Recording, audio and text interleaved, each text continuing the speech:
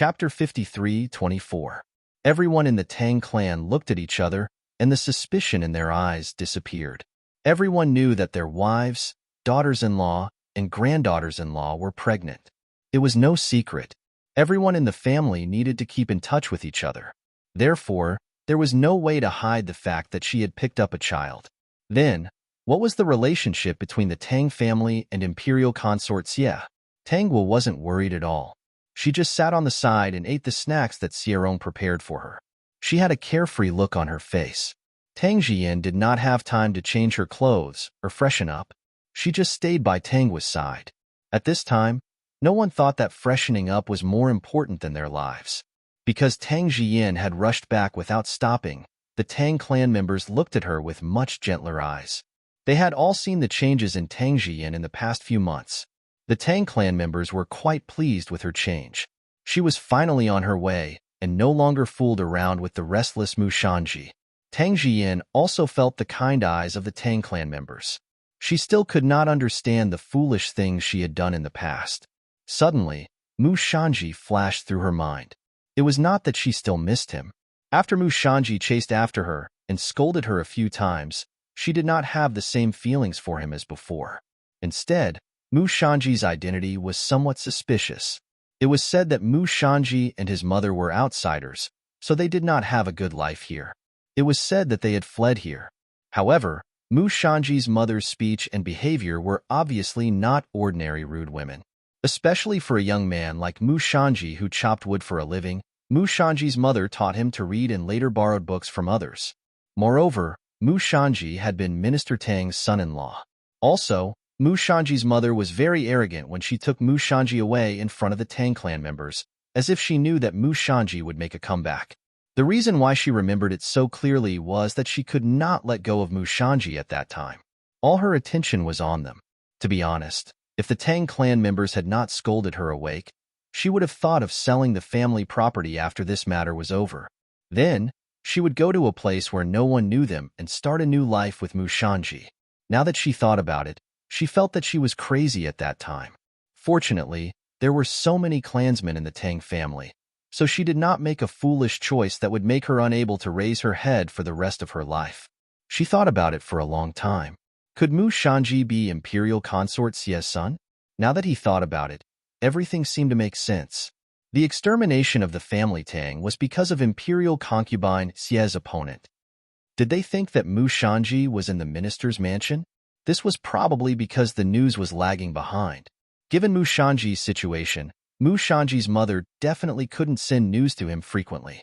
Perhaps she had only sent news of Mu Shanji's marriage over the years. Unfortunately, she didn't know the situation in the capital. Otherwise, if she knew more things, she would be able to analyze more things. On the other side, Xierong was also deep in thought. He had already thought of what Tang Jian had thought of. He knew a little about the situation in the capital.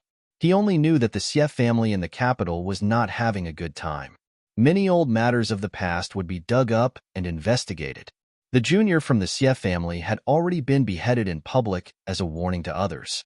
Su Fengyun was still paralyzed on the bed, but her body was very good. She couldn't bear to die, but it was very painful to live. Her life could be said to be miserable. They couldn't help but frown and put their swords back into the sheath. Boss, there's no one. Even the bed is cold. Could it be that they got the news in advance and ran away? The house is neat and tidy. It looks like he didn't take anything with him. It doesn't look like he ran away in a panic. The reason for this was because Xierong thought that there was still enough time. So he asked someone to remind the servants to tidy up the house before coming to the Xie family. This was to confuse these assassins. If they came, it would give them the illusion that this family was definitely not running for their lives. If that was the case, they would not be able to find anything even if they went a family Tang. It seemed that there was nothing much to keep an eye on at family Tang. Alright, I've already told you so much. If you don't have anything else to say, just wait. They might go back in the evening. Thank you, little brother. The assassin who asked around quickly ran back and told the assassin boss the news. I didn't expect that there would be such a thing. After the boss heard the news, he also gave up the idea of exterminating the family Tang. If they really couldn't kill him, It might even make the little bastard vigilant. At that time, Imperial concubine Xie might really be able to find him. Did you find out where the little bastard is? No, that person is a little impatient. I'm afraid that if I ask too much, the other party will be suspicious. Forget it. We'll go and ask around during the day. Since he has already left the family Tang, it's easier to kill him. Tang Jian didn't know that her clansmen were accusing her of a crime. Under everyone's puzzled gaze, she spoke out her guess. When the members of the Tang family heard that this matter was related to Mu Shanji, their expressions changed. Now that he thought about it carefully, Mother Mu's behavior was indeed as Tang Jian had said. She was somewhat noble and did not seem like a woman from an ordinary family. Instead, she was literate and could embroider well. It was just that her body was not very good, and she could not use a needle and thread for a long time. If Mu Shanji was really a prince who had wandered outside, it would not be strange for the minister mansion to be implicated. Chapter 53:28. What made the members of the Tang family even more serious was that if Mu Shanji was really the prince, the family would have a hard time after he returned. The members of the Tang family thought of this, and so did Steward Tang. I've heard that the Empress and Imperial concubine Xie are fighting fiercely. It was when I went to the capital a few days ago and overheard my eldest nephew talking a little too much after drinking. Someone from the Tang family spoke up again. Do you think those assassins are the Empress's people? I'm not sure. The Empress family is very powerful. Although she doesn't have any biological children, she raised a prince who is considered her child. Even though Imperial concubine Xie is powerful, her family is not strong enough. If Mu Shanji is really the prince, the chances of him returning to the capital safe and sound are very small. Minister Tang analyzed slowly. Think about it. There were more than 30 assassins. If they were all very skilled, they would be enough to wipe out the entire Tang family, let alone the mother and son. At this moment, everyone fell silent. In fact, these are all our guesses. We still don't know who the assassins are after. Minister Tang said this and came to Xierong. Young Master Xie, I think we have to disturb you for a few days. Let's send someone out to observe the situation outside. We don't dare to live in the minister's mansion for the time being. Xierong was very eager and agreed enthusiastically. He even invited the other members of the Tang family to live with him. After all, the mansion was spacious enough. The other members of the Tang family didn't plan to stay. After all, the assassins were after the minister's mansion. They should be safe. Without waiting for the sun to rise, these people quietly went back. Only Minister Tang and his family stayed in the Xie family. Uncle, I'll go back first, Tang Jian said since there was nothing else for her to do. Minister Tang was a little worried. Why don't you stay in the Xie family for the time being? Things are different now. If you meet those assassins, you'll be in danger. The place where I live is remote. Those assassins won't find me there. Thinking of the past, it was indeed inappropriate for her to stay here. Even if Madame Xie didn't say anything, she still felt uncomfortable. If she stayed here, she would only cause trouble for her uncle. Besides, I still have to go back and look for clothes to change into. This is not the way to go. Only then did Squire Tang stop persuading her. He asked Xierong to borrow 2 skilled guards to send Tang Jian to the house in the west. Old Madame Xie didn't think too much about it. She only remembered the past when Tang Jian spoke. However, those things were all in the past. Recently, she had heard more about Tang Jian's change. She still felt a little regretful. How could such a capable girl suddenly do such a thing? Squire Tang, your and Miss Tang's rooms have been arranged. You've been guarding here for most of the night. Go and rest for a while. My servants will take care of everything else, Xierong said. Squire Tang couldn't fall asleep. I'm fine, but I have to send Guo to her room to rest. Sorry to disturb you. We are neighbors to begin with. As the saying goes, a close neighbor is better than a distant relative. In the future, I may have to rely on Minister Tang for many things. System, that's right. After all, you're always thinking about someone else's daughter. Isn't that enough? Tanghua did not stay in the hall for long. She wanted to go back to the room and see what the killers were doing. Chapter 53:29. When Tang Jian returned to the house in the west, she felt dizzy.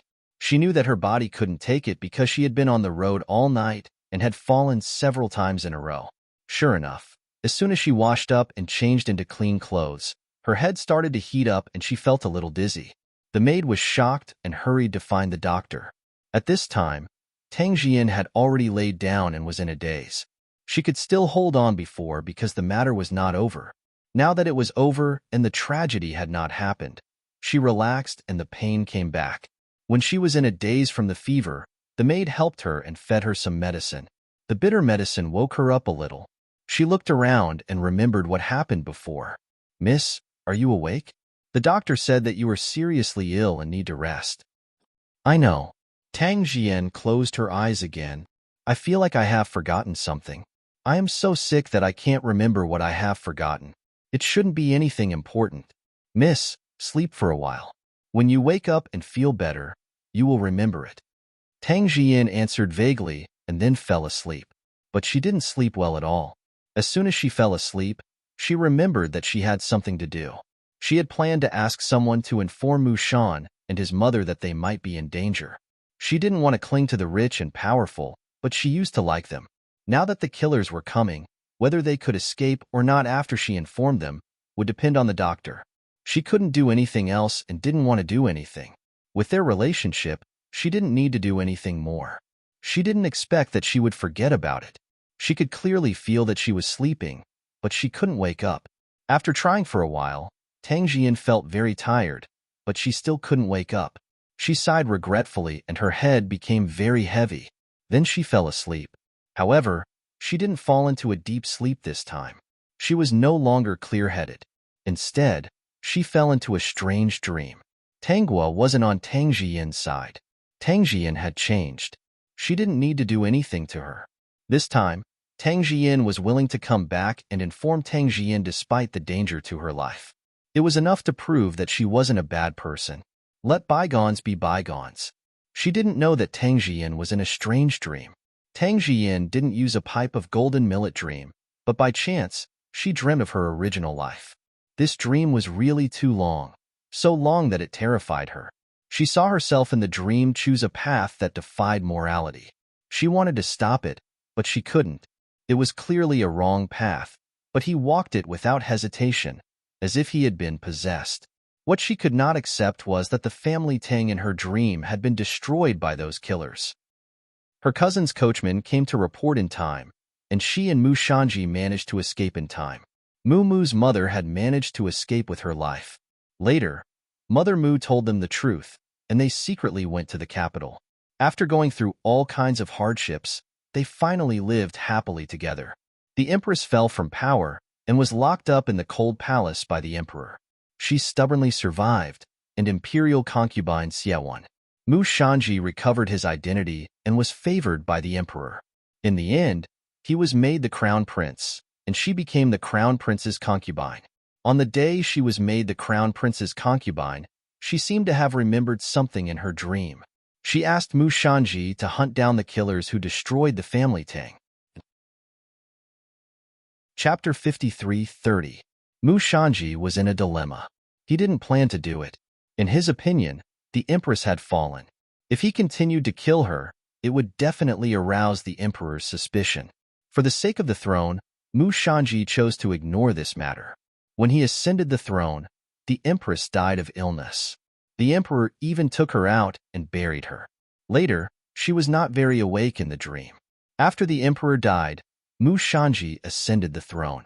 She was made a concubine.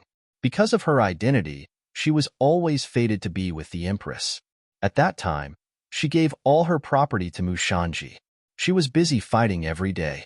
She didn't have the same feelings with Mu Shanji as before. When Tang Jian woke up, she was actually a little confused. Why would she have such a dream out of nowhere? "Miss, what's wrong? Did I sleep for a long time?" Tang Jian looked at the bright sky outside. She didn't know what time it was. "Not long. The sun just came out. Fortunately, the heat is gone. I was really scared. Is there any news from the minister's mansion?" Someone did come to deliver the news. "It's from the Xie family." The maid hesitated. He said that everything is fine. "Miss, don't worry. The minister will stay in the Xie family for a few days. There are guards in the Xie family. It should be fine. That's good. Tang Jian recalled the things that she had forgotten before, and also recalled everything that she had dreamed of in her dream. Could it be that the dream had a guiding effect? In the dream, Mu Shanji loved her, but he loved the country more. She didn't ask for much. She just hoped that he could help her take revenge. He said that he was afraid of the emperor's suspicion and refused. Even if her request would affect him, Mu Shanji owed her uncle a favor. If it wasn't for her cousin who arranged for the coachman and the letter, they probably wouldn't have survived to the end. By the way, miss, you said a lot in the dream. It seemed like you wanted us to do something. Did you think of something? What do you want us to do? Tang Jian was stunned. Then she shook her head. No. Maybe my brain is muddled from the fever and I'm talking nonsense. Miss, do you still need to rest? Rest more. My head is still a little heavy. Tang Jian fell asleep. This time, she didn't have any dreams. She slept well. Furthermore, not all of the assassins were left in the city. 2 of them were left in the city, disguised as ordinary people. It seemed like they were preparing to scout for information. The others bought some dry rations and went to the forest outside the city to wait. When the 2 assassins in the city found out the whereabouts of Mu Shan and his mother, they immediately rushed out of the city to inform the other assassins. Dozens of assassins did not delay and rushed to Mu Shanji's house. Through the system, Tanghua could see the movements of these assassins. Her expression did not change as she watched with her own eyes as the assassins found the thatched cottage and ferociously rushed in, heading straight for the bedroom. When Mu Mu's mother heard the commotion, she subconsciously came out to take a look. When she saw a group of ferocious people, her face instantly turned pale. She wanted to turn around and run away, but she couldn't move her legs. The cold knife had already landed on her neck. Boss, there's only this old one. I don't see that little bastard. I don't know where he went. Old thing, where's that little bastard? Where did you hide him? Mu Mu's mother quickly shook her head. I don't know what you're talking about. Who are you? What are you doing here? I didn't do anything bad. You, the peak. Chapter 53:31. Cut the crap and hand over Mu Shanji. Don't talk nonsense in front of me. Where is that little bastard of imperial concubine Xie hiding? Mu Shanji's mother gritted her teeth and closed her eyes.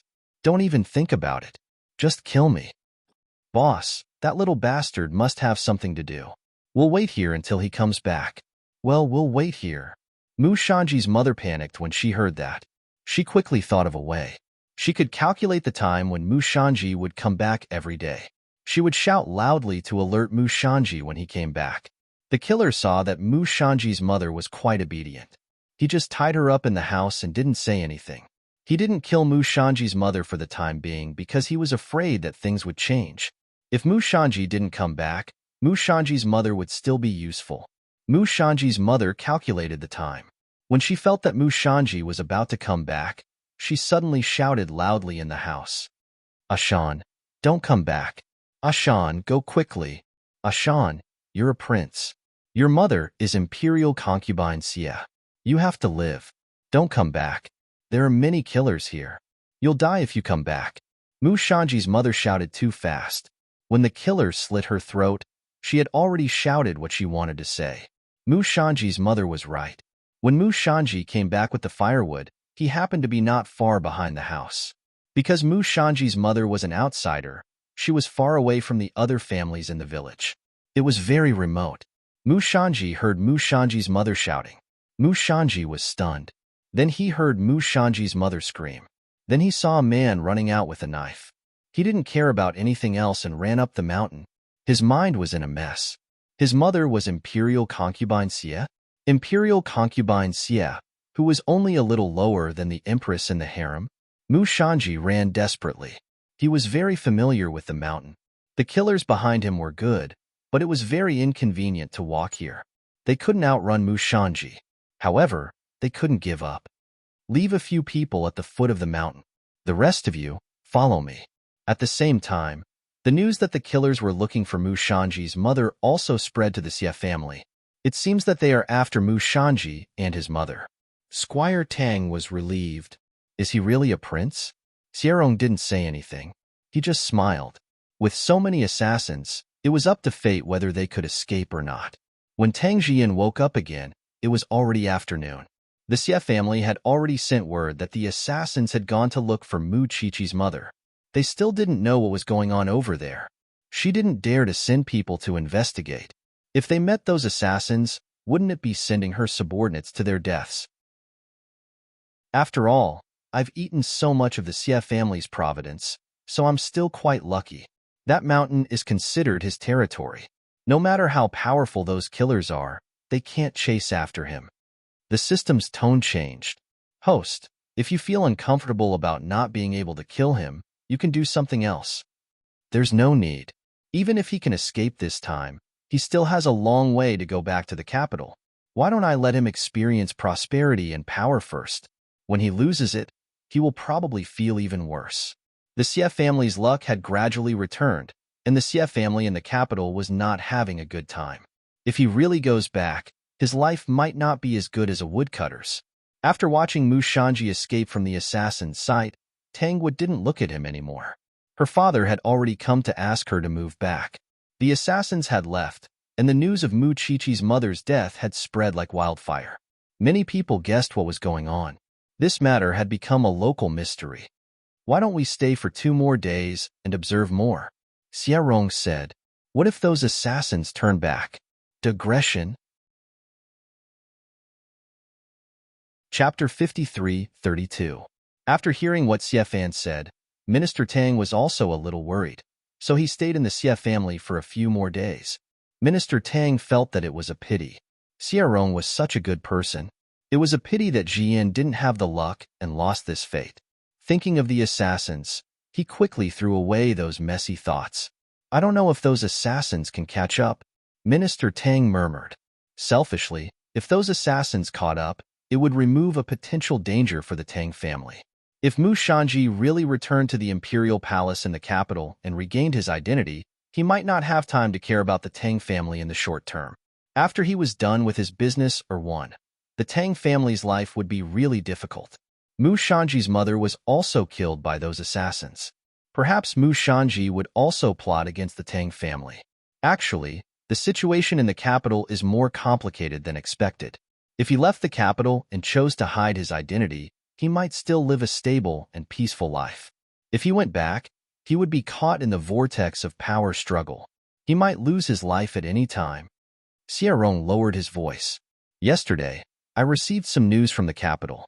Many things have happened to the Xie family in the capital one after another. The Empress has always been suppressing the Xie family. There are problems everywhere in the Xie family. Even if imperial concubine Xie is favored, there is countless evidence in front of her. She can't help. Minister Tang was not a fool. In other words, it will be more dangerous for him to return to the capital. If he doesn't prepare to bring her back, what will it be if he doesn't send his head? Xie Rong waved his fan and smiled. Don't worry, Minister Tang. A prince who has been stranded among the commoners wants to seize power. Unless he has the right time, place, and people and the help of a noble, it is impossible for him to be free in his current situation. He might even be played until a layer of skin is peeled off. Xie Rong was so sure. First, his analysis was right. Second, didn't Elder Bai leave a message? The person who stole the Xie family's fate was going to return to his original fate. Wasn't the Xie family in the capital the one who stole the Xie family's fate? The Xie family in the capital was not a famous family, but they suddenly had imperial concubine Xie. Speaking of which, they were quite lucky. The harem was controlled by the Empress, but she was still able to send the prince out safely. She had to be lucky. Now that the curse had been broken, Beijing's Xie family no longer had the advantage of luck. This could be seen from the direction of Beijing's forces. This time, he had specially instructed the person who brought back the news to pay more attention to the news from the palace. If Mu Shanji could really return to the palace, he would soon know.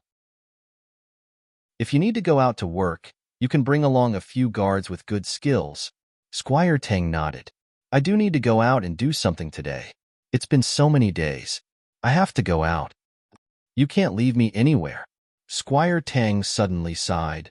I originally wanted to find a husband who would take care of Guo and treat her sincerely. It seems that I was too naive.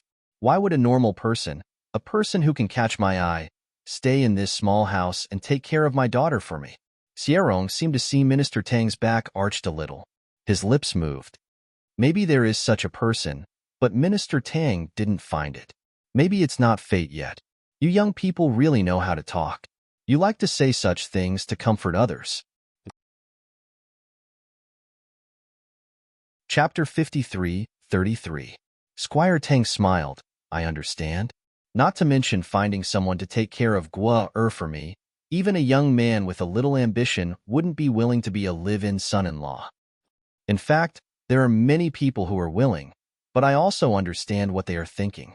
After I leave, the family property will be a small matter.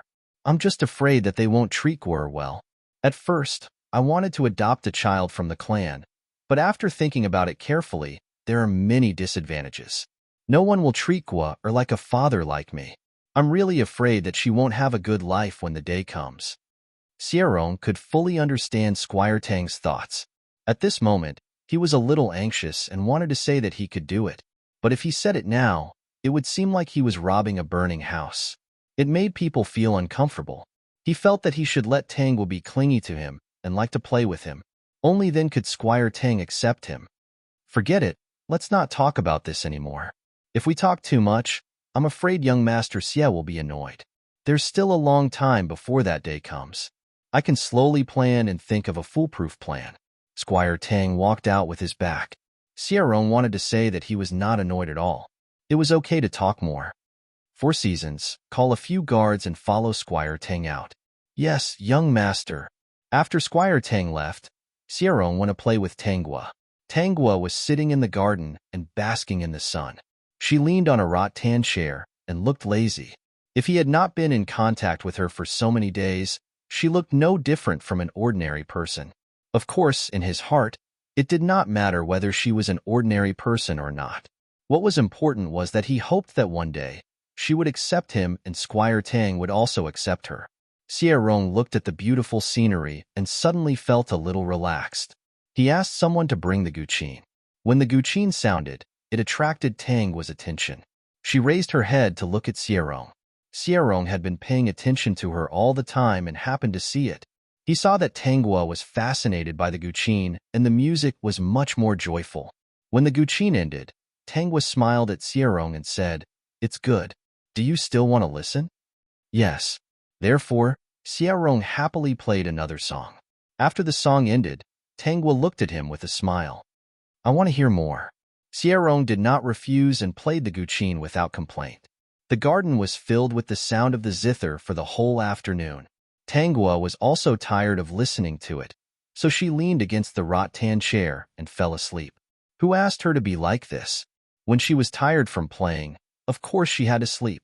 Xierong gently exhaled and pressed down on his trembling hands. Actually, coaxing a girl who was different from ordinary people wasn't that easy. The method was simple, but it was a little tiring. Fortunately, Tangua did not ask him to play the piano the next day. Instead, she gave him a lot of food and toys, which made Xierong feel that his efforts yesterday were not in vain. On Mu Shanji's side, he had been fleeing for his life. He had crossed over mountains and ridges. He didn't know how long it had taken him to reach the main road. After getting rid of the assassins, he began to think about his identity. Recalling the various details of the past, he finally understood why his mother treated him differently. It turned out that he was the son of imperial concubine Xie, the son of the current emperor. His mother was probably dead. In that case, he must escape and restore his identity. He had to find the assassins and avenge his mother. There was also the Tang family. If the Tang family had not been so heartless and kicked him and his mother out, his mother might not have died. The Tang family was a famous family in Wuxin County. Mu Shanji thought that the assassins would not dare to kill openly.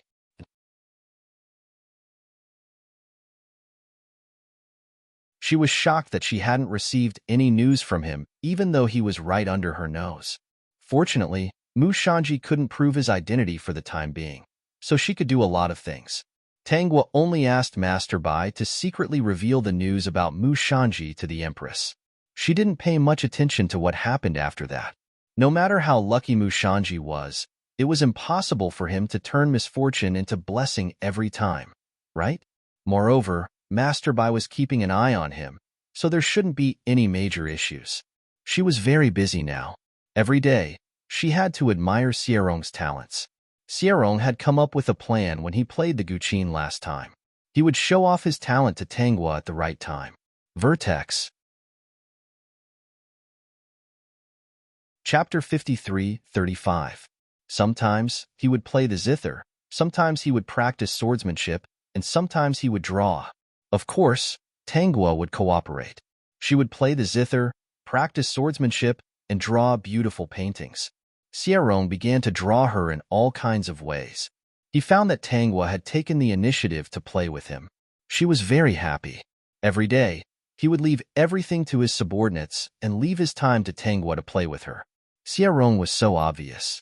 If Minister Tang still did not know what he meant, he would be really stupid. Old Madame Xie could also tell that she had always liked Tanghua. Ever since the curse of the blood doll, she had seen through everything. Since her grandson was happy, she had nothing to say. Tanghua was a little different from ordinary people. She was actually very obedient. There was nothing wrong with her. Old Madame Xie was easy to deal with, but Minister Tang was not. Don't even think about it. We really can't climb up the social ladder. Minister Tang rejected him very seriously. Young Master Xie, you should give up. Although you are a good person, you are not a good match for my daughter. Your family background is good, and you are unparalleled in intelligence. Now that you are not sick, you can say that your future is bright. Why do you want to disturb Guar's life? In short, if he chose him, his daughter's future would not be guaranteed. Mu Shanji was a poor boy. He had repeatedly helped him, but in the end, he still betrayed him. Xierong was a person who would be above the clouds sooner or later. He did not dare to entrust his daughter to him. Minister Tang, don't be too anxious. We can take our time. Anyway, our families live close to each other.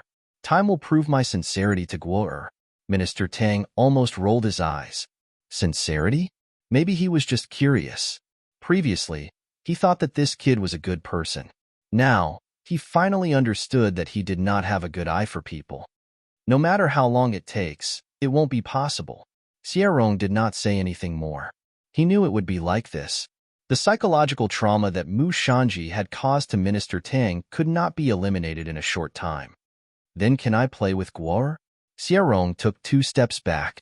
Don't worry, we will play together under the care of the servants. Without your permission, I will not do anything else. Minister Tang was very conflicted about this matter. If he didn't allow it, Guo liked to play with him. Suddenly, his eyes moved, and he said with a smile, "Of course you can play, just like before. But if you want to marry my Guo, that's impossible." Xierong didn't say anything.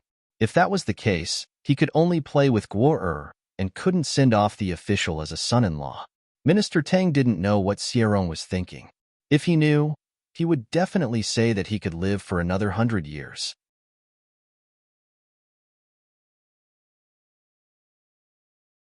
Chapter 53-36. Xierong drank the tea with a smile, but he didn't know that there was something in the tea. She hadn't used this for a long time.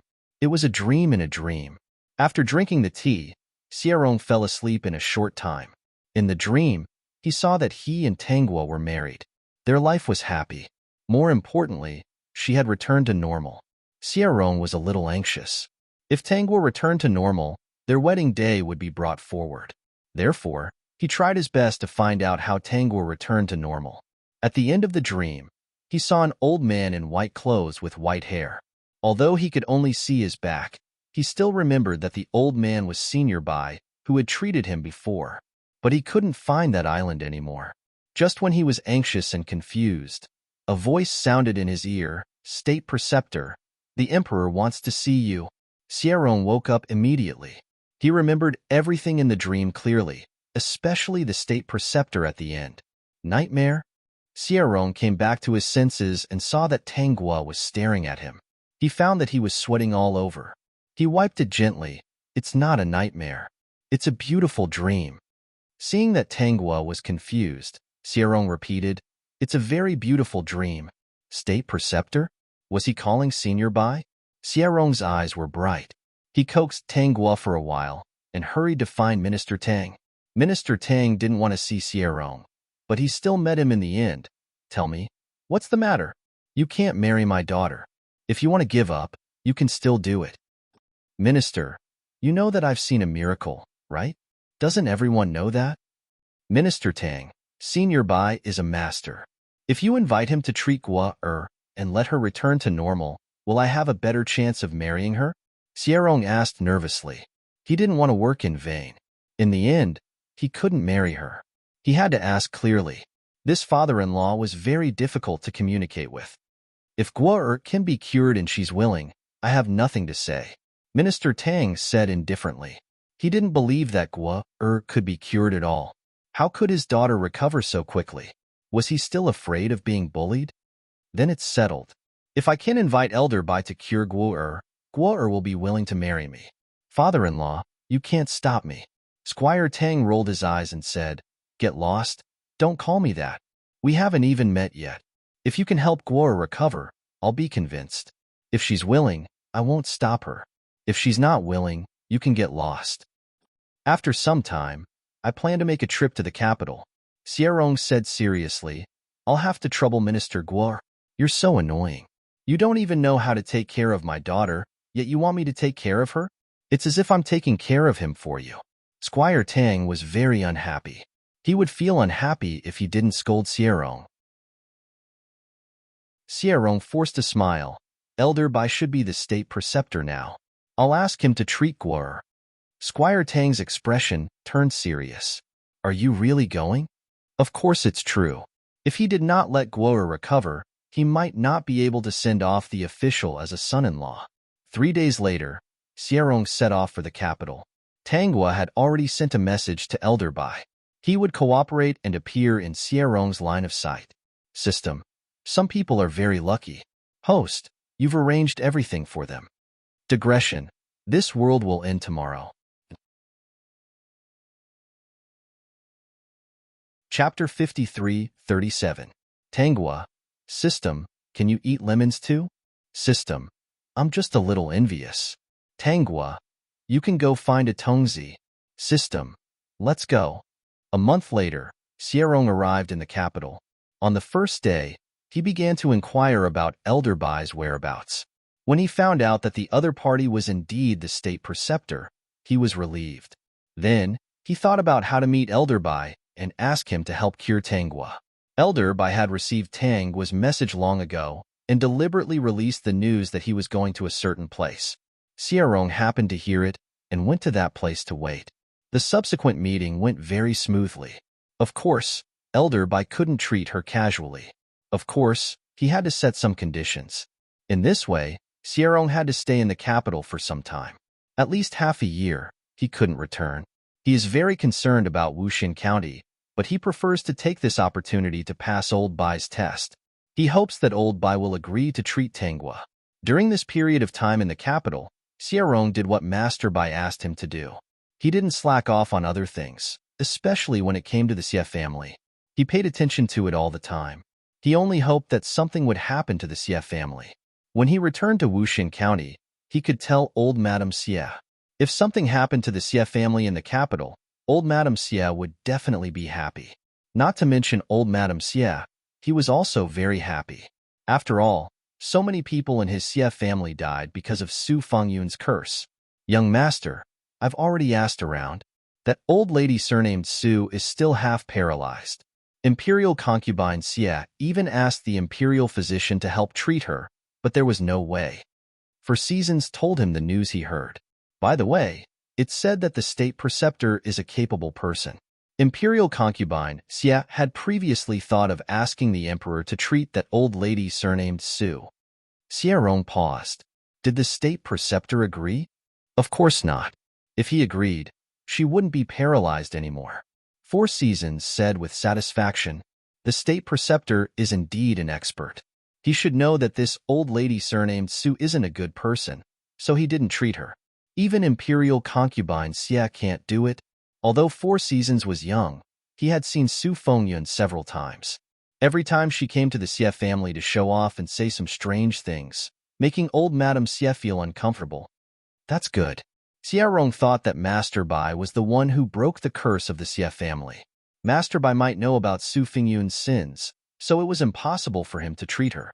He didn't expect the Xie family to be so lucky to be protected by such a person. He hoped that time would pass quickly and Elder Bai would be able to cure Gua Er's illness.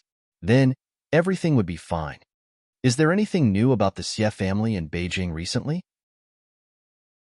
What is young master asking about? There are a lot of interesting things happening in the Xie family. CG's eyes moved. This humble one has indeed heard of something recently. Didn't the Xie family recruit new servants some time ago? Not long after, someone came to the Xie family and said that the Xie family was harboring a fugitive. In the end, the Xie family found the fugitive servant and took him away. Oh, there's such a thing? Xierong felt that these things were rather boring and did not pay much attention to them. That's right, this capital Xie clan seems to be getting worse and worse, to actually be able to let a fugitive become a servant. 4 Seasons ridiculed. Meanwhile, in Wuxin County, Tanghua also received a piece of news. Really? Chapter 53:38. How could I lie to you? Of course it's true. After Mu Shanji was framed as a fugitive, he was taken away. The Xie family in the capital is in troubled times now, so they didn't pay much attention to this matter. They were also angry that the butler recruited a fugitive. So, Mu Shanji was taken away just like that. He really didn't dare to reveal his identity in front of so many people. Otherwise, people would think that he was crazy. Moreover, even if he did, the Xie family most likely wouldn't believe him. He might even be executed on the spot. Yes, it's not like this hasn't happened before. Without evidence, he casually shouted out his identity as a prince. There's only one word for it: death. Other than Su Fengyun, the rest of the Xie family probably don't know about Mu Shanji's existence. I thought the Empress would arrange for someone to secretly kill or capture Mu Shanji and use him to threaten Imperial concubine Xie. I didn't expect that she would let Mu Shanji enter the palace as a little eunuch and let him live under Imperial concubine Xie's nose. This was what surprised Tanghua. The Empress was indeed a ruthless character. No wonder she arranged for assassins and didn't give the minister's mansion any chance of survival. If she wasn't a ruthless character, she probably wouldn't have lived until now. The reason why the Empress didn't have a son was because of Imperial concubine Xie. Imperial concubine Xie was later drugged by her and couldn't have children. However, she still had a son. The Empress has always hated this matter. Knowing that Imperial concubine Xie had such a big son, how could she let him go? Compared to killing him, this is more painful for Imperial concubine Xie. Now, Mu Shanji has been assigned to the Empress's side. He was almost taught a lesson a while ago and didn't dare to resist at all. He probably still wants revenge in his heart, so he's living an ignoble life. The Empress treats Mu Shanji every day. She's very happy. She even brought Mu Shanji to Imperial concubine Xie. Tanghua couldn't help but click her tongue. How's her illness? Old Bai is just helping her stall. He won't die for the time being. As long as the Empress says the word, she's completely hopeless. Besides, Mu Shanji, who had become a eunuch by the Empress's side, finally had a chance to catch his breath. He never thought that he would have such a miserable encounter.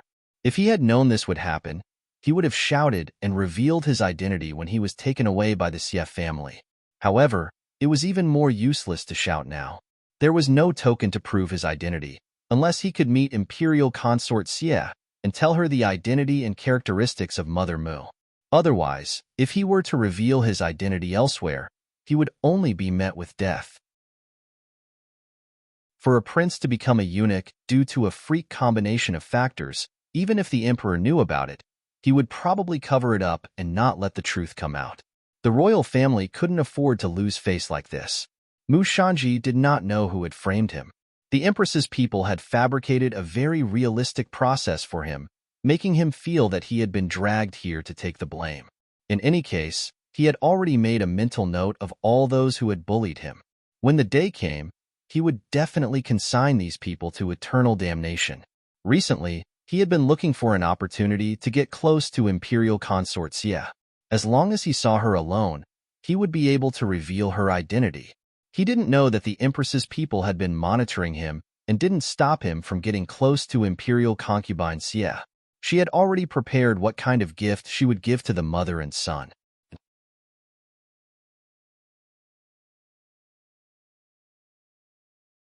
Tanghua was writing to Master Bai again. Recently, she had been watching the things in the palace every day, as if she was watching a palace drama. The days without Xierong were indeed a little boring. There was nothing fun to do. He couldn't listen to the music or watch the sword dance.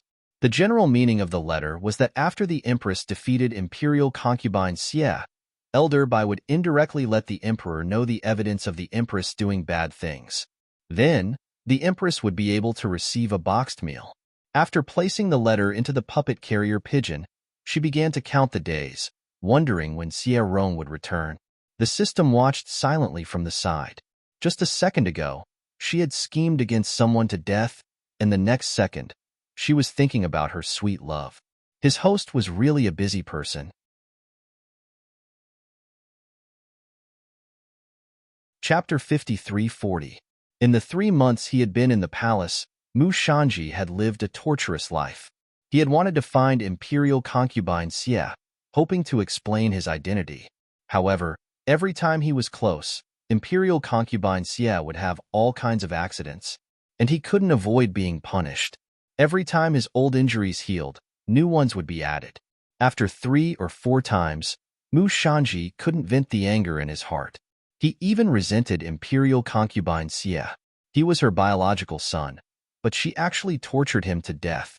If the Empress hadn't been merciful enough to find the Imperial doctor to prescribe medicine, he might have died long ago. The Empress was very happy. If it wasn't for the lack of time, she would definitely torture the mother and son for the rest of their lives and make them enemies. The Empress decided to do something big again. She wanted Mu Shanji to hate Imperial concubine Xie completely. She also wanted Imperial concubine Xie to regret it when she knew the truth. She guessed that there should be a token that Mu Shanji was a prince in Wuxin County, Mu Shanji's hometown. Unfortunately, her people searched the thatched hut but couldn't find the token. It seemed that she still had to let Mu Shanji find it himself. This time, she wouldn't stop him. This time, she used her illness as an excuse to ask Mu Shanji to take others to Wuxin County to help her find a medicine. She heard that only the medicine in Wuxin County had an effect on her illness. Little Mu, go with everyone this time. You must find the medicine for me. The Empress looked at Mu Shanji and said, I heard that you used to be from Wuxin County. You should be familiar with that place, right? Mu Shanji quickly replied, yes. He didn't expect that those killers were arranged by the Empress. After getting along with her for so many days, he felt that the Empress was quite good. Her nominal child was the crown prince. It was a sure thing that he would inherit the throne. Why would she do something unnecessary? How would he know the grudge between the Empress and Imperial concubine Xie? Returning to Wuxin County this time was an opportunity for Mu Shanji. He didn't know if those people had found the token hidden by his mother. They probably hadn't found it. After all, the token wasn't hidden at home. He didn't expect the Empress to give him such a chance. When he got the token, there shouldn't be a problem when he went to see his mother, right? The next day, Mu Shanji rushed out of the capital with his men. At this time, Xierong also planned to go back to Wuxin County. 3 days ago, Master Bai gave him a bottle of medicine, saying that after drinking it, it could cure Tanghua's stupidity. Now that he was rushing back, he didn't expect to meet Mu Shanji. Of course, it was just a glance. He was sitting in a carriage, while Mu Shanji was riding a horse. Mu Shanji did not see him. He noticed that Mu Shanji's appearance had changed a lot. He didn't notice anything strange about it, but when he heard someone call Mu Shanji eunuch Mu, he almost spat out his saliva. He couldn't figure out the reason.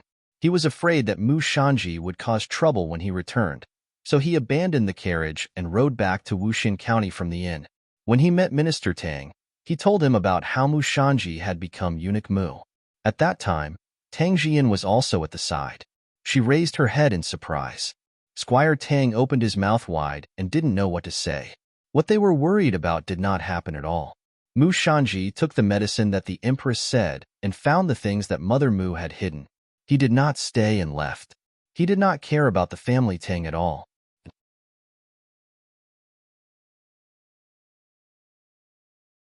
Chapter 53:41. You didn't manage to invite Mr. Bai? Squire Tang asked with some disappointment. It seemed that he had too much hope. This matter was simply impossible. Xie Rong smiled mysteriously and took out a bottle of medicine. Bai Lai is the state preceptor. Of course, it's not easy to invite him. He gave me a bottle of medicine. He said that Guo can recover after drinking it. Squire Tang was excited. He was looking forward to it, but he was also worried that there was something wrong with the medicine. Xie Rong took a sip in front of him. He said that the medicine had no side effects. It was useless for ordinary people. But for someone like Tang Guo, who was a little silly, it would be useful after drinking it. Squire Tang was moved. Then, Tang Guo drank the medicine as if it was plain water. In fact, it was very ordinary water. There were only some herbs in it.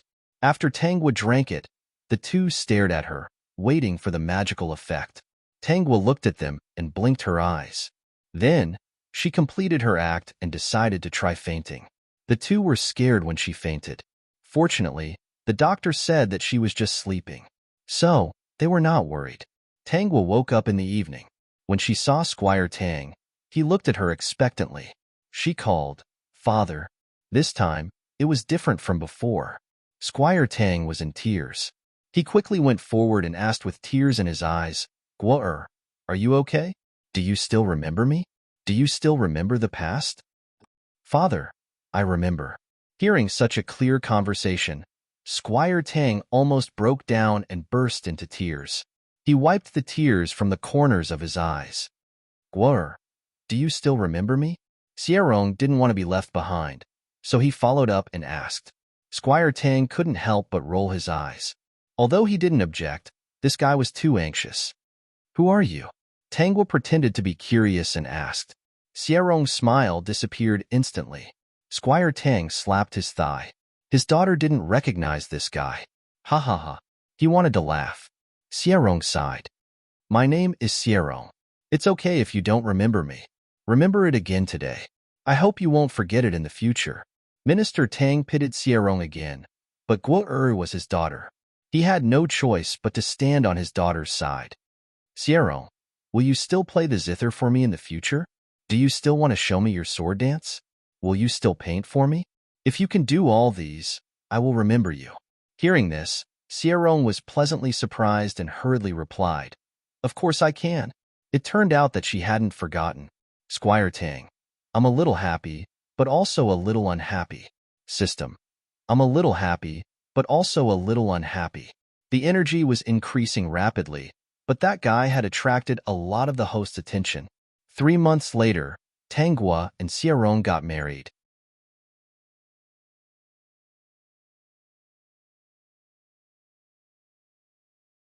Chapter 53:42. He was just a eunuch. He couldn't get close at all. Mu Shanji's words shocked everyone present, especially Imperial concubine Xie. When she saw the token, she almost fainted. The Empress also pretended to be shocked. Except for Imperial concubine Xie, everyone thought she didn't know. Imperial concubine Xie woke up and looked at the Empress with hatred. Mu Shanji didn't die, but he wasn't restored as a prince, because his existence was a disgrace to the royal family. Even if he lived in a big house in the capital, had endless money, and had countless servants to serve him, he still hated the Empress. He hated Imperial concubine Xie, the Xie family, and the Emperor. However, he couldn't touch these people he hated. Imperial concubine Xie cried every day. She hated the Empress very much. She told Mu Shanji that the Empress must have planned all of this. After Mu Shanji heard it, he also felt that it was very possible. He wasn't stupid enough to think that the Empress was really as kind as she looked. Now that he thought about it, many things were full of countless coincidences. The Empress clearly wanted to play him to death. Now he didn't have any chance to inherit the throne. He was extremely resentful. Without evidence, he couldn't do anything to the Empress. Mu Shanji thought of the Xie family and Imperial concubine Xie. Why didn't they overturn the Emperor's notice and make the Xie family their own king? Imperial concubine Xie was also moved. The Empress had hurt her son so badly, but there was no evidence. She didn't believe that the Emperor didn't have any speculation. He clearly didn't want to pursue this matter. He thought that her son was useless and humiliating. In that case, she might as well go all the way and rebel. However, as soon as things started, the Xie family's rebellion was stopped by the Emperor. Imperial concubine Xie was banished to the Cold Palace, and the Xie family's property was confiscated. Mu Shanji was also imprisoned in a very remote house in the capital. His life wasn't as good as before. The Emperor didn't have any feelings for this son at all. Moreover, the other party wanted his life. It was already a blessing to let him live. All the crimes of the Xie family were exposed, and all the treasures they collected were all taken away. Those who should be killed were killed, and those who should be exiled were exiled. Su Fengyun was paralyzed on the bed. She could only watch helplessly as her clan was destroyed. She struggled to get up, but she flipped over. This time, her other side was also paralyzed. Now that everyone was in danger, no one cared about her. Su Fengyun starved to death in her room. Before she died, she remembered the state of the person who helped her change her fate. She heard that he was covered in abscesses. Could this really be retribution? After the Xie family was finished, the Empress thought that she had won. Who would have thought that the Emperor would throw her a pile of evidence one day, and she lost all her energy. Later on, the Empress died of illness and her maternal family declined. The Crown Prince did not meet the Emperor's requirements and was eventually crowned as king. Another Crown Prince was appointed, who was the Imperial Preceptor's personal disciple. I didn't expect so many things to happen in such a short time. After reading so much news, Xie Rong said in surprise, Elder Bai has also returned to that mysterious island. Even the Emperor can't keep such an expert. The system snickered. Elder Bai, that fellow, had already gotten enough and felt that he could return to the island to enjoy life. How could being in the palace compare to being on the island? Tanghua also checked on Elder Bai's situation through the system. He was basking in the sun in the vegetable garden. His life was very comfortable. Tang Jian saw that Tanghua and Xie Rong were very loving. Xie Rong treated her very well, so she was finally relieved. She developed her business in peace and became a rich woman.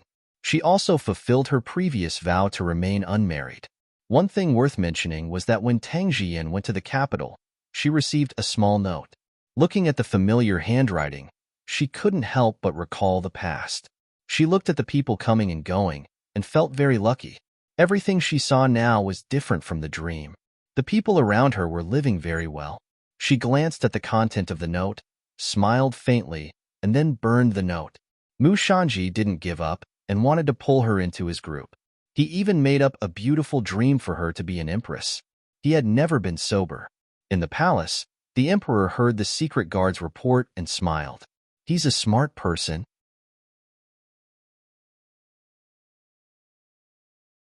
Chapter 53-43.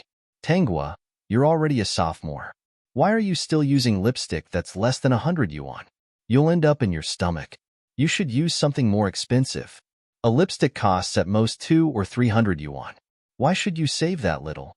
When Tanghua regained consciousness, she heard such a harsh voice. She looked in front of her and saw a mirror. The person in the mirror should be her. Speaking of which, most of the time, her appearance really didn't disappoint her. Her face was also very good-looking. However, she was only a sophomore and not yet 20 years old. Therefore, there wasn't much makeup on her face. It looked like she simply applied a thin layer of foundation, followed by a series of necessary steps such as eyebrows, blush, lipstick, and so on. She realized that this makeup looked a little formal. It didn't look like the kind of makeup that she usually put on for fun. Thinking that her current identity was a university student, she thought that this makeup might be a part-time job. The appearance of this body was very good. Most of it was done in the style of etiquette. I agree with what Tao Jia said.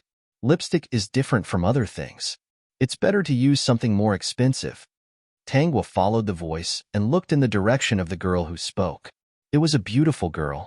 Although the other party was wearing no makeup, it still couldn't hide the brilliance on her body. This was a very good-looking girl. Yin Yin, don't you think so?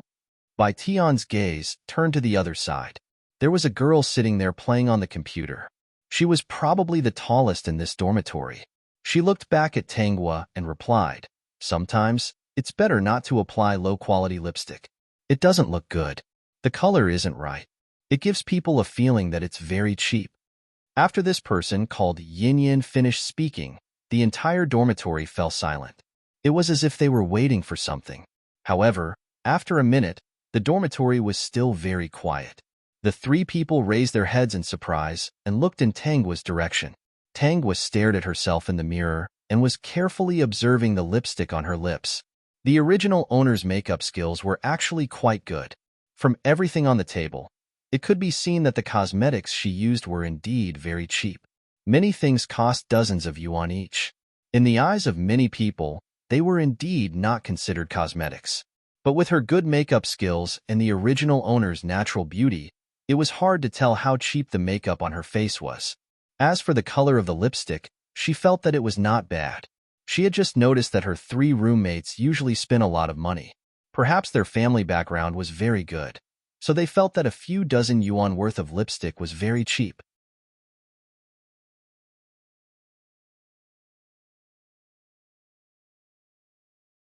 Chapter 53-44. Because she didn't have any memories, Tanghua didn't respond to her three roommates. Instead, she was seriously touching up her makeup. She would go to the toilet later and look at the memories of this world. When she stood up, she found that her three roommates were looking at her strangely. She paused for a moment before going to the toilet. What's wrong with her today? Tao Jiajia was a little puzzled. She looks weird. I've told her several times before not to always use those cheap things. It's really degrading. It's simply lowering the standards of our dormitory. She always retorts. What she found strange was why Tanghua didn't blush and didn't show a very timid, embarrassed look that was about to cry. The other party's gentle glance just now was full of confidence. This made Tao Jiajia a little angry. She was almost stunned by such cheap things on Tanghua's face. Maybe she's in a hurry, Tao Jiajia said to herself. She works part-time every week and only earns 200 to 300 yuan a week. It's enough to buy lipstick. It feels like a waste of time. By Tian, maybe it's more meaningful to her. 200 to 300 yuan is indeed a little. It's not worth it. She has to stand for so long. It's simply cheap labor. Tanghua didn't pay attention to her roommate's conversation in the dormitory. She had already closed her eyes and was receiving the memories of this world. She was 19 years old this year and had just entered her second year of university. It was indeed as she had guessed. Today was Friday.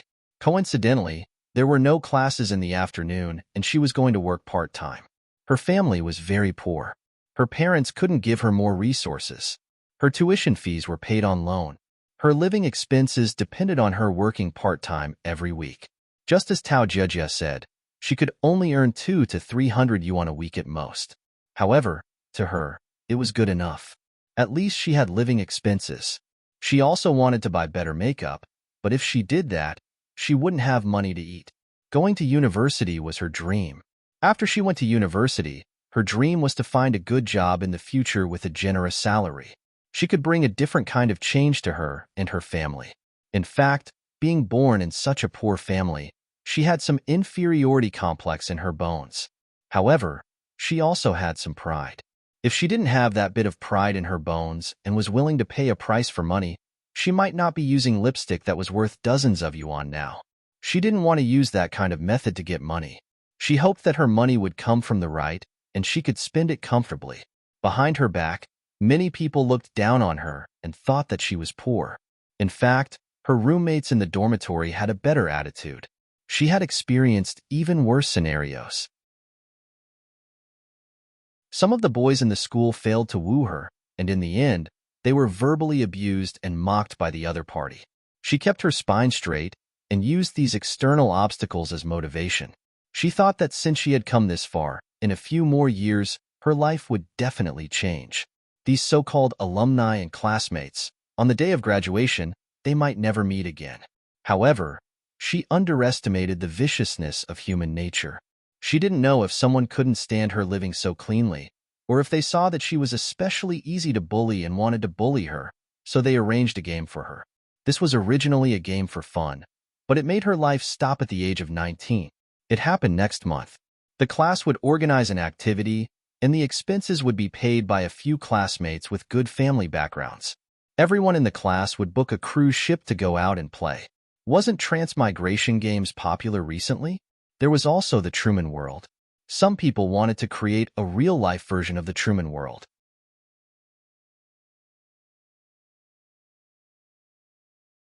Chapter 53:45. They planned to put the person who didn't know the truth on the island and set up some scenes on the island to make her feel like she had transmigrated to another era. The camera would be placed in a dark place, and they would all watch from behind to see how this person would react. They played this game purely because they were bored and wanted to find something fun. They also planned to wait for the game to be exposed, or when this person broke down, they would take the initiative to end the game. Wasn't the host very poor? If she wanted to make a scene, they would compensate her with some money. She should be happy. After all, she looked like she was really short of money. This was already part of the plan. There were two lucky people in the class. One was Tangwa because she was the poorest person in the class. Other than going to class, she had to work part-time to earn money. Many people didn't like her and wanted to see her make a fool of herself, especially those who failed to pursue her. They wanted to see her cry and be afraid. The other person was also an unsociable person in the class. He didn't talk all day and was like a mute. Other than going to class, he usually stayed in the library and didn't make friends. Many students wanted to see how this bookworm would react when he found out that he had transmigrated and changed the environment. The game started with the whole class sitting on the cruise ship. The food of the host and bookworm Mushouting was drugged. When they were in a daze, the people around them would make it seem like the cruise ship had hit a reef. There was a possibility that they would fall silent. Before they could react, they would pass out. When they woke up again, they were on the island that the group of students prepared for them. This island was decorated to look like an ancient abandoned village that was haunted at night. It was very old and scary. The host and bookworm didn't know that this was a trap. They thought that they had transmigrated and started to work together to survive here. After the host panicked at first, she gradually calmed down and decided to make a raft with bookworm. When the time came, they would see if they could go out and see what the outside world was like. Bookworm Mushouting still didn't talk much and just knocked on things every day. The two smooth cooperation made the people watching behind them unhappy. Thus, they started to create all kinds of difficult and scary scenes. They even put in some snakes, insects, rats, and ants to scare them. The two of them were indeed shocked at first, but they were both people with strong adaptability and quickly drove away the crisis. The people outside were playing bigger and bigger, greatly increasing the difficulty of their survival. In the end, they even found people to disguise themselves as bandits. When the original owner was running away, she accidentally slipped and fell down the hill. The back of her head hit something sharp and she died. Her life stopped at the age of 19 forever. The group of people outside who were watching the surveillance cameras were shocked when they realized that things had gotten out of hand. They paid the men who pretended to be robbers to keep the secret. This group of bandits did not want to cause any trouble, so they took the money and left. They decided to bury this secret in their hearts and never speak of it. Then, this group of frightened students took a cruise ship and left the deserted island. They didn't even bring the bookworm Mushouting back. After returning to school, they all agreed that Mushouting and the original owner didn't go out with them at all. These two people didn't fit in with the group, so no one suspected them.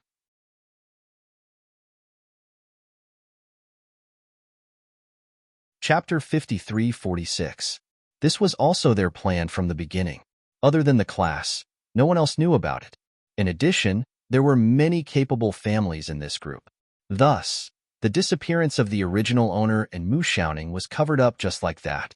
At first, they were scared witless, afraid that Mushouting would come back. But Mushouting never came back. They gradually believed that Mushouting either died on that island or that no one passed by there. He had always been there. 10 years later, most of these classmates had successful careers.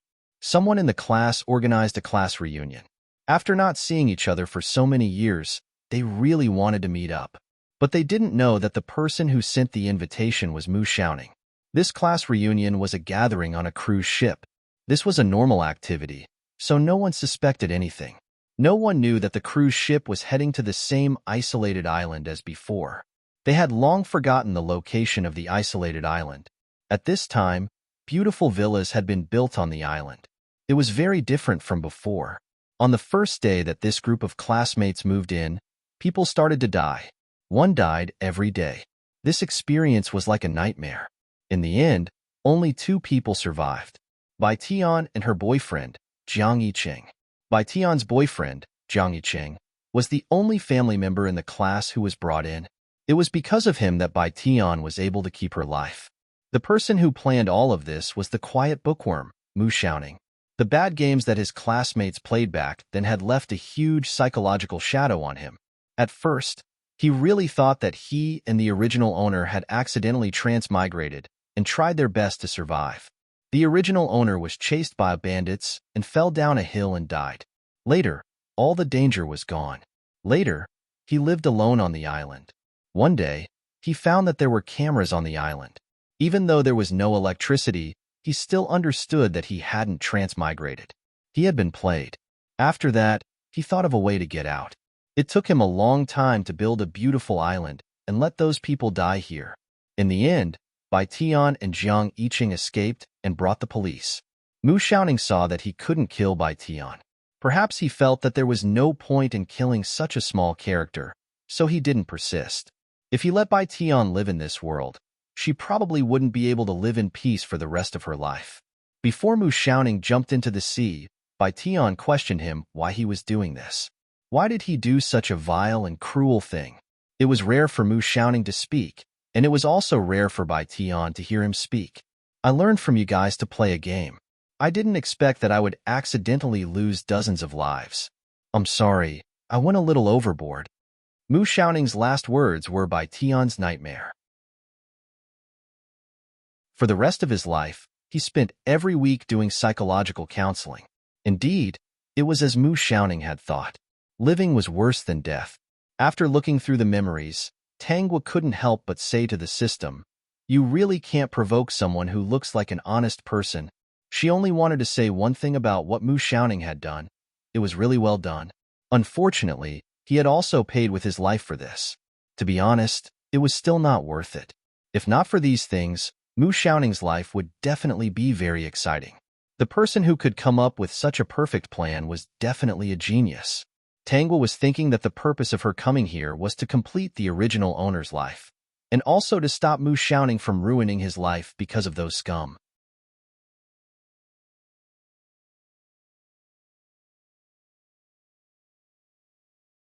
By then, the entire holiday will depend on the Truman's world that we've created for the two of them. One only knows how to make money, and the other is a bookworm. I wonder if there will be any sparks between them. Tian, what are you worried about? Wei Yin asked. Bai Tian said seriously, I just feel that this isn't good. What if we scare them? I don't think so. There are surveillance cameras at the scene. We'll all be watching. Don't worry. You're too timid. Also, the reward we gave out is quite a lot. A holiday can let her earn 200,000 yuan. If she knows the truth, she'll probably laugh like crazy.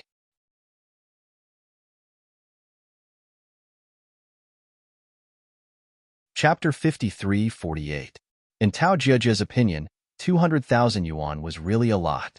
If not for the fact that she was afraid that her classmates would look down on her, she really wanted to participate in such a game herself and earn so much money for free.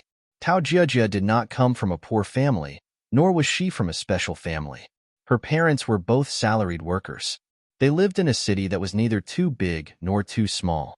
Their monthly income added up to more than 10,000 yuan, but less than 20,000 yuan. Her parents had always thought that Tao Jiejia was promising since she was young. She was pretty, had a sweet mouth, and had good grades.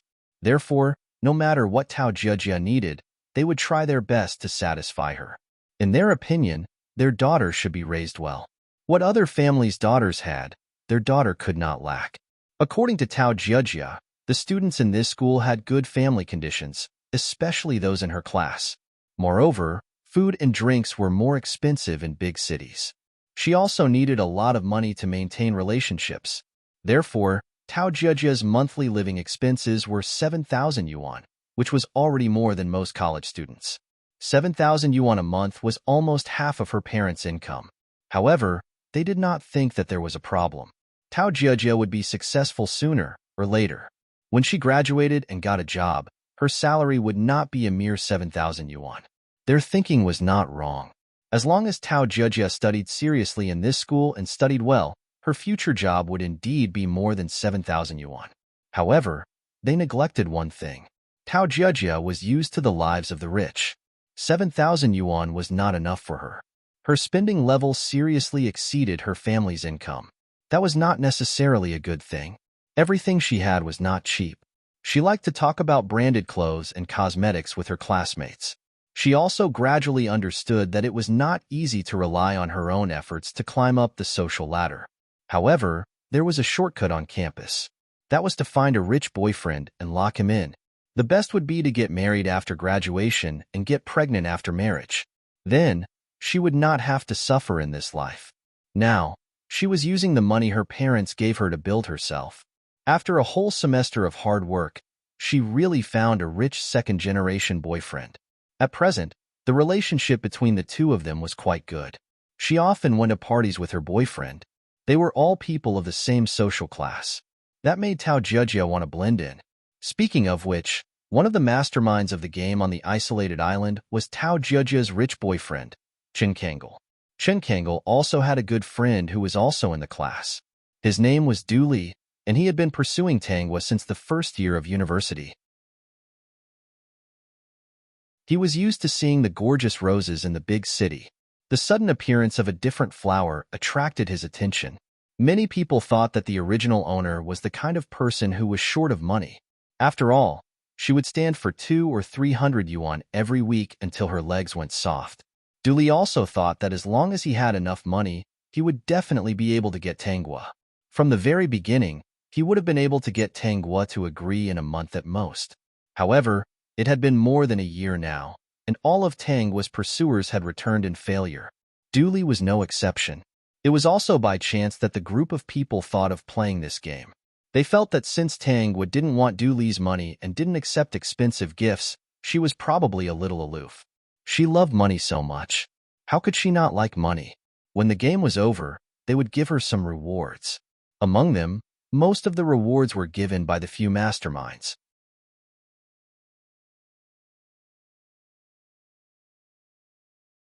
Chapter 53-49. These people wanted to see Tanghua's panicked appearance on the isolated island. They also wanted to see the anger she would feel when she realized that it was all a trap and that everything was fake. When the other party was angry, they would take out the reward. Her expression would definitely be very colorful. As for the bookworm Mu Xiaoning, it was a temporary uprising. They felt that it was not fun to leave Tanghua alone on the island, so they found her a companion. Maybe she could even have some sparks with this bookworm. Unexpectedly, in addition to the accident, they also suffered retribution from the bookworm Mu Xiaoning. I'm going out later. It's Friday today, so I won't be back tonight. Tao Jiejie sat in front of the mirror and put on makeup. Kong Le called me earlier and said that I have to attend a friend's birthday party. Okay, Wei Yin said. Bai Tian said, be careful.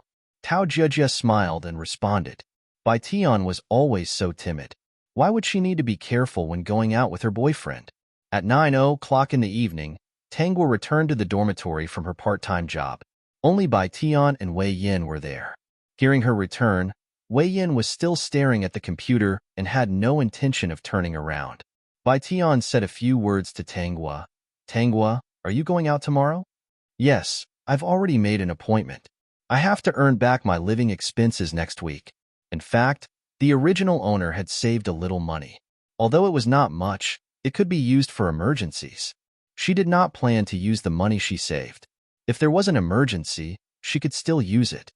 You work part-time every weekend. Aren't you tired? Hearing Bai Tian's words, Tanghua looked back at the young girl sitting by the bed and replied, I'm tired. How can I not be tired? But if I don't work, I have no money. Without money, I can't eat. My tuition fees are still on loan. I can't owe more money. This was the first time Tanghua mentioned that her tuition fees were on loan. This surprised Bai Tian. She looked like a little princess who had never experienced the hardships of life and had grown up in the palm of someone's hand. Your tuition fees are on loan too? Your parents don't pay for your tuition fees? That's too much. From Baition's point of view, parents who didn't pay for their children's school fees were extremely evil. How could there be such annoying parents in this world? If her parents didn't pay her tuition, she would ignore them for the rest of her life. Tangwa saw that Baition was angry and shocked, but she just smiled. There were many people like Baition in this world who didn't know the hardships of the world. My parents are very good to me. They raised me up and even sent me to university. They have done their duty. I was the one who asked for the tuition loan. If they really have to pay me, then they can only eat salted vegetables and white rice every day. Even so, they always ask me if I have money to spend. They will give me money, but I don't want it. My mother's health isn't very good. She's not working now. Only my father works at home. My grandmother is sick too. Now she needs a sum of money to buy medicine every month. Baition almost said, "Why is your family so poor? Why did they have to raise a child when they were so poor? How could one raise a child without money?" When he heard the latter part of the sentence, he instinctively felt that it wasn't appropriate to say that. He opened his mouth but didn't know what to say for a moment. "I've never heard you talk about this in the past. Baition, from what you said, it sounds like your parents are quite good to you." "Of course they are very good. Otherwise, would I have been able to grow up well and get into this university?"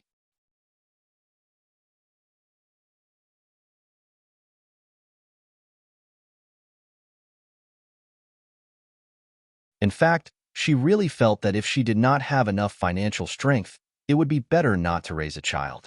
Otherwise, it would be as tough as Tangwa. Just thinking about it made her feel a little suffocated. If her children were to suffer like this, she would definitely be very sad and feel that she was incompetent. Tangwa looked at her and knew that she didn't understand, but she didn't bother to say anything. After all, their identities meant that they were from two different worlds. After removing her makeup and washing up, Tangwa pulled down the bed curtain and lay down. She was going to be forced to make a profit as soon as she came over. She hadn't even told her friends in the group yet. Thinking about how she had to go out early the next morning, she felt tired. However, given the current situation, she couldn't find another way to make money, so she could only do this for the time being. She would think of other ways to make money after the island game was settled.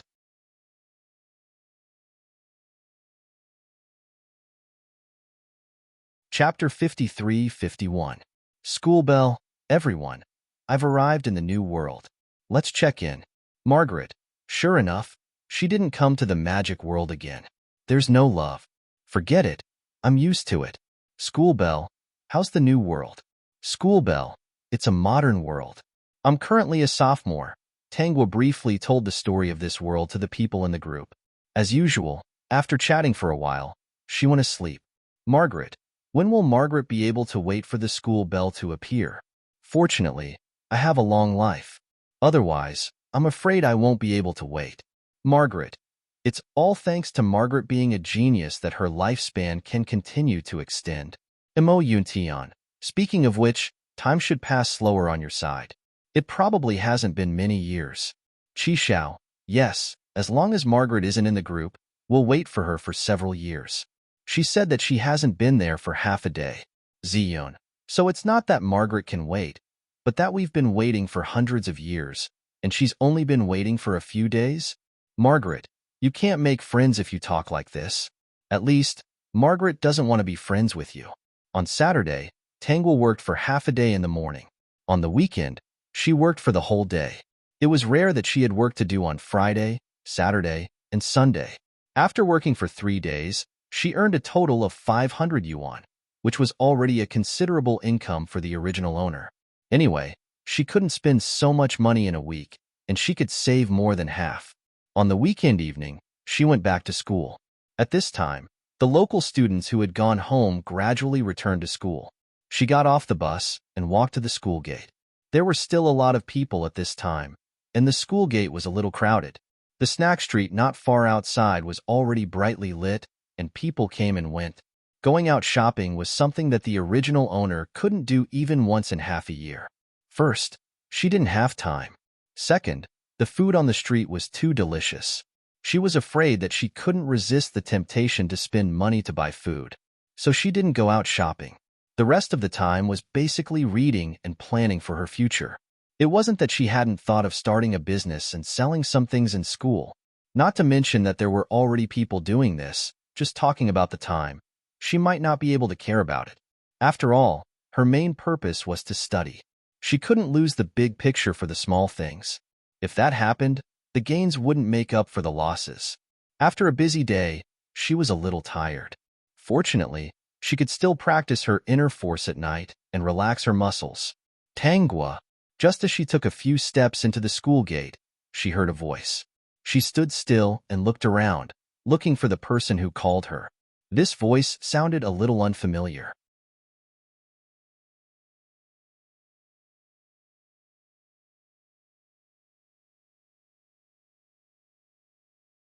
Chapter 53-52. In her memory, Mu Xiaoning had never taken the initiative to greet the original owner of the body. He still called her by her full name. It should be said that Mu Xiaoning didn't like to talk to people. He always sat in the corner of the classroom and didn't communicate with anyone, so he wasn't popular. Now that he had suddenly called her out in public, it was a little strange.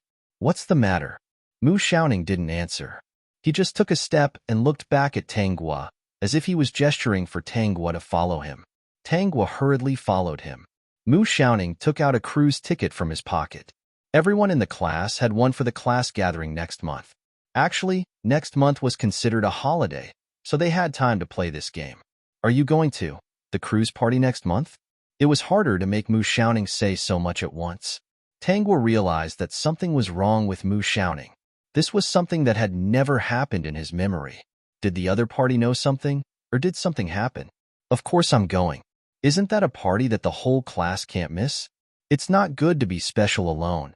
There's a lucky draw on the cruise. Maybe I'll be lucky enough to get a prize to take home. The original owner of the body had taken a fancy to the massage chair among the lucky draw prizes on the cruise and wanted to try her luck. If she could get a massage chair, she could take it home for her family to use. She had thought that this was a cruise company's event, but she hadn't known that this was a trap set up by her classmates. Why? Is there a problem? No. Mu Xiaoning put the ticket back into his pocket and looked at Tanghua with a slightly sluggish gaze. Please take care of me then. With that, Mu Xiaoning left. After a few steps, he turned back and walked to Tanghua. Have you been on a cruise before? No, Tanghua replied.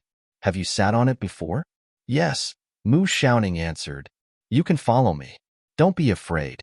Perhaps Mu Xiaoning felt that he was a little too talkative tonight and said a lot of unnecessary things, so he turned around and left quickly. He had only suddenly seen Tanghua and came over to remind her of something. How did he become so talkative? In the darkness, he turned back to look at Tanghua, who was still standing in the same spot with a strange expression on her face. Afraid that Tanghua would notice him looking back, Mu Xiaoning hurriedly turned around and hastened back to the dormitory. Perhaps it was because too much time had passed that he had already forgotten this classmate's personality. That was why he felt that she was a little different from how she was in the past. That's right, they weren't familiar with each other in the first place. Even though they had only spent about 10 days together in that place, it was normal that he didn't know her well. Therefore, it was not strange that she was different. Mu Xiaoning touched the ticket in his pocket and pinched it hard. The corners of his lips curled up slightly, and his expression was very strange. Last time, they didn't manage to kill all of them. There was still a fish that escaped the net. Who would have thought that he would return, and even return to the beginning? This time, he would first give them a surprise. Then, he would kill them one by one and let them die in a nightmare. Their expressions when they died should be very horrified. This time, there was no outsider called Jiang Yicheng on the island. How could Bai Tian escape? This time, he couldn't let them die so quickly. Otherwise, it wouldn't be painful at all. I feel it too. It's not a natural murderous aura. It's a murderous aura that only exists after killing someone. System, sob sob sob, so scary.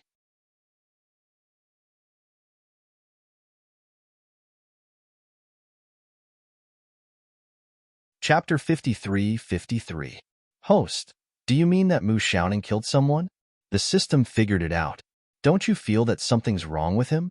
He never likes to communicate with his classmates and almost never takes the initiative to speak. But tonight, he stopped me and said so much. It's not his style at all. He even deliberately took out the ticket and mentioned the class activity next month. Was Mu Xiaoning transmigrated or reborn? I didn't have much time with him just now, so I don't know. But I'm sure that he probably knows what will happen a month later.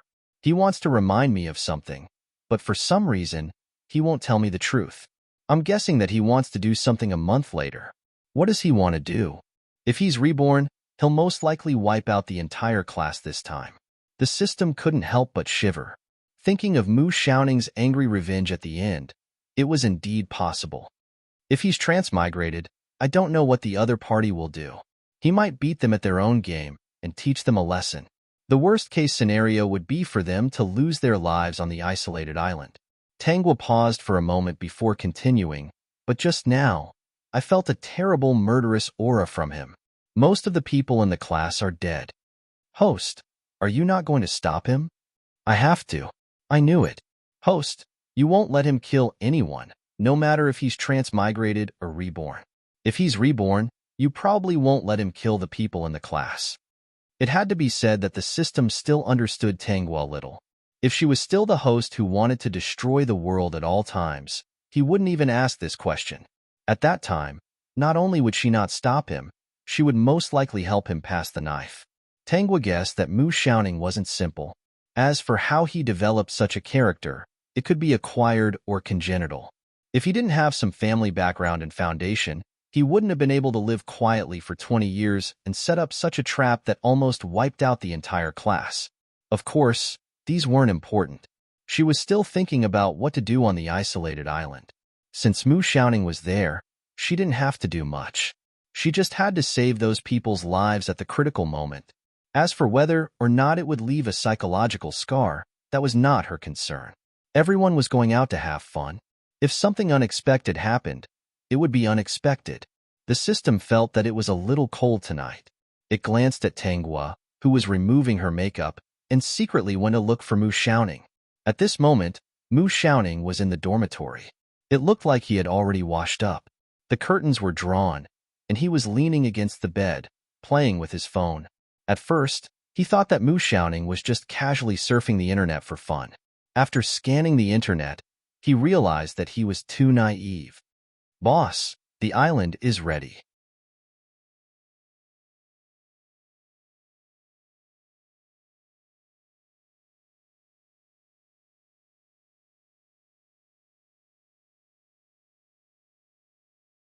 Of course, she was very busy and didn't have time to care about face, so she could only let the people around her talk. Anyway, everyone in the class knew that she was very poor, and many of them were not very willing to play with her.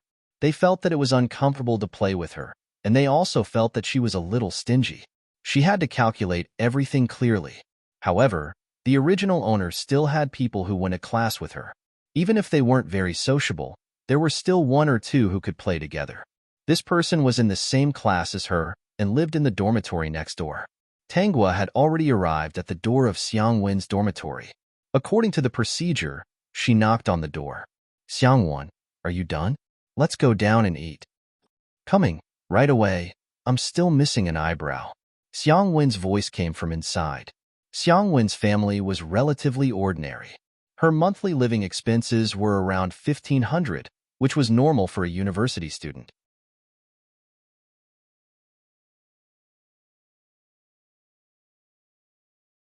Chapter 53-55. The dormitory door had already been opened. Tanguo was standing at the door, watching Xiang Wen busy herself. 2 minutes later, a medium-sized girl with dark skin came to the door with a book.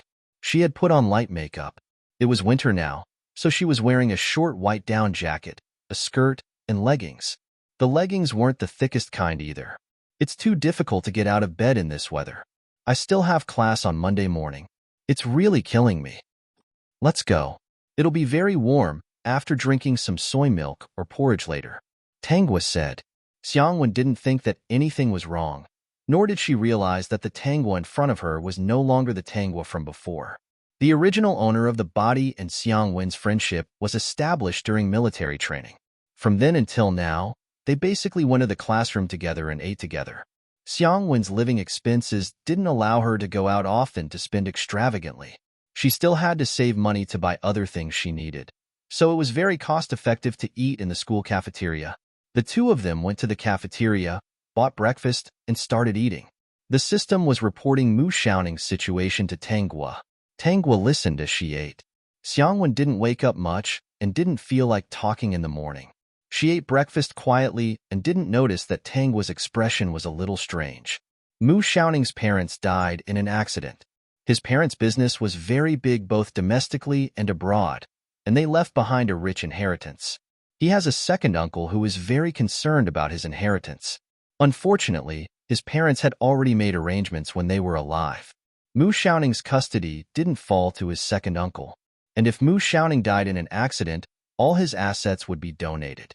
His cousin who played well with him when he was young was just coaxing him, hoping that he would give up all his assets. It's really scary. His playmates all have other motives. No wonder he doesn't want to make friends. Mu Xiaoning is very smart, but he rarely shows his talent. Perhaps it's because there were too many people with bad intentions around him when he was young, so he didn't want to live a high-profile life. He was very simple when it came to food and clothing. No one knew that he had such a large sum of money. When he was able to legally inherit and deal with his own assets, he sold off some of the businesses that he couldn't manage. He only left a part of them for his manager to help him manage. As for the second uncle who coveted his family's assets, he had also used some means to send him to prison. People like his second uncle are more or less a little dirty. If someone deliberately sets him up, it's very easy for him to go to jail. As the host knows, some foreign countries are very strict about tax evasion because this person has spent most of his life. So, he chose to return to China after dealing with those troublesome matters? Yes, he feels that life in China is quieter, and he wants to live a peaceful life as an ordinary person. No wonder. Everyone in the class thought that his family background was ordinary. After all, they all knew that his parents were dead. I didn't expect him to be a hidden big shot and quite rich. It was easy for him to set up that island. She felt that in her memory, Mu Xiaoning had only chosen to take revenge 20 years later because he had been trapped on that deserted island for a very long time. The people in the class had clearly chosen that island because it was very desolate and not big. There was no unique scenery on it. When something happened and Mu Xiaoning didn't appear, they were very relieved and thought that Mu Xiaoning had died on that island.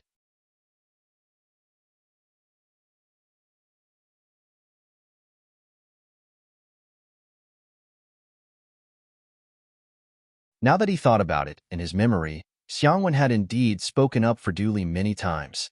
Such a situation seemed to be quite common. At night, Tanghua returned to the dormitory. The system spoke to her. Dear host, Xiangwen sent a message to Dooley. It's about how you almost didn't want to go today. Let me forward it to you. Xiangwen, today, Tanghua suddenly talked about the cruise next month. I almost didn't want to go. Dooley, what about now? Xiangwen, I persuaded her for a long time. I told her that it wasn't good to do this and that it would disrespect her classmate. Only then did she give up the idea of not going. My mouth was dry from all the talking. Dooley, thank you for your hard work. You have to pay more attention to this. She must participate in this game. Then, he sent her a red packet. Xiangwen, don't worry. I'll be watching. When the time comes, you'll definitely save her life and win her heart. You're such a devoted person. I don't know what she's worried about.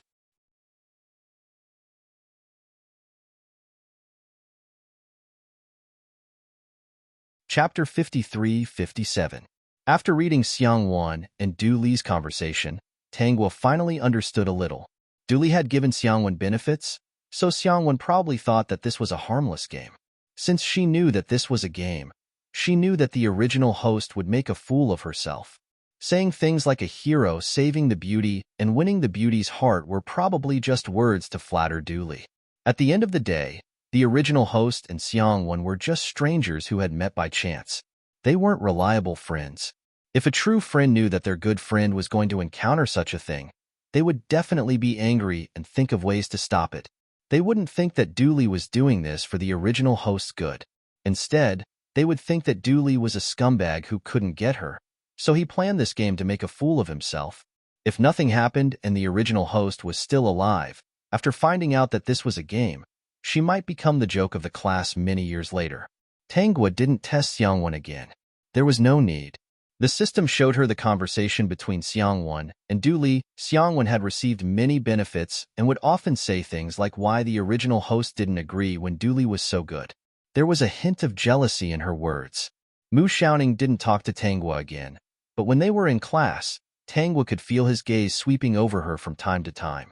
If it weren't for the special circumstances, she really wanted to walk over and talk to Mu Xiaoning. She was afraid that their interaction would affect her future plans and ruin Mu Xiaoning's plans. How bad would that be?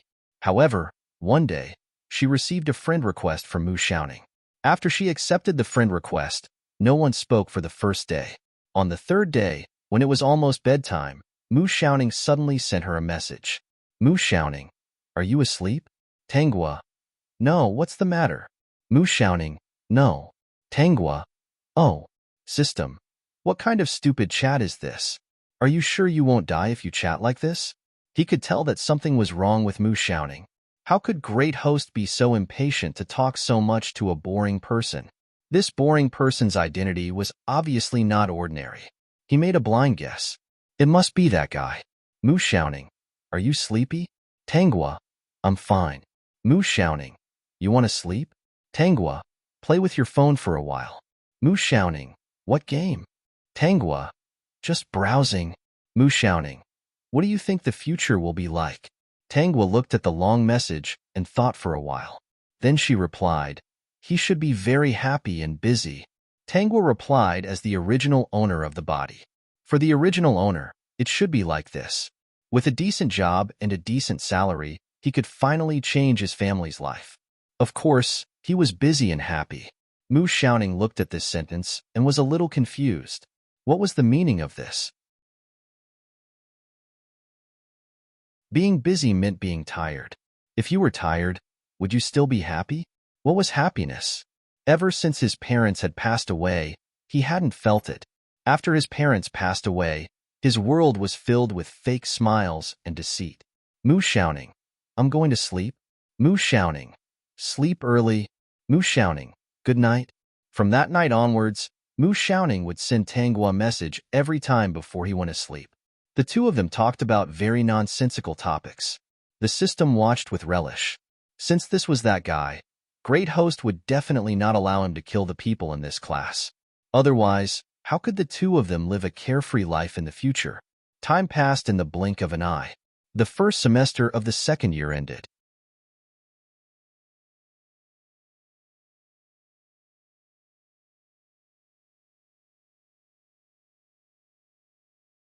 According to the plan of Du Li and the others, they would create a small accident tomorrow night and put something in their cups in advance. After she and Mu Xiaoning fainted, they would ask someone to drive the cruise ship to that deserted island. The higher-ups had already arranged everything. In reality, these people had no idea that Mu Xiaoning had long taken control of the entire island. The only people who were allowed to play on the island were this group of students who didn't mind causing trouble. There are no surveillance cameras in the room, right? No, Madam Host, this room is very safe. If you're worried, I'll block the signal for you. You're tuning in to the Romance Rendezvous YouTube channel. We're so grateful for your support, and don't forget to subscribe to join us on this incredible journey through captivating stories. Your generosity through donations truly makes a world of difference, as it's the primary source of revenue that allows me to expand and enhance this channel for you. Thank you from the bottom of my heart for being a part of this adventure.